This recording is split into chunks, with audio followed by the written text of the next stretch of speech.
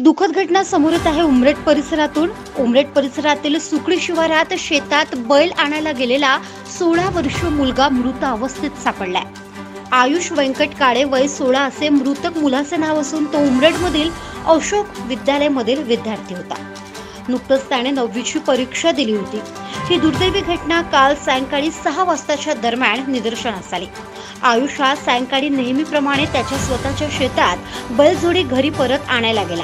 मात्र बैलजोडी आणायला उशीर झाल्याने घरच्यांनी त्याला बघायला एक व्यक्ती शेतात पाठवले असता आयुष हा शेतात खाली पडलेल्या अवस्थेत दिसून आला।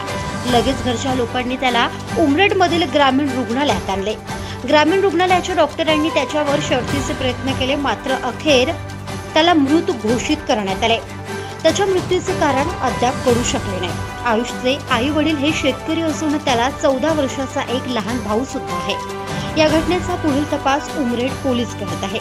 आयुषच्या अशा अचानक जाण्याने परिवारात आणि गावात शोककळा पसरली आहे। महादर्पण न्यूज करिता भूपेश पाठराबे, उमरेड।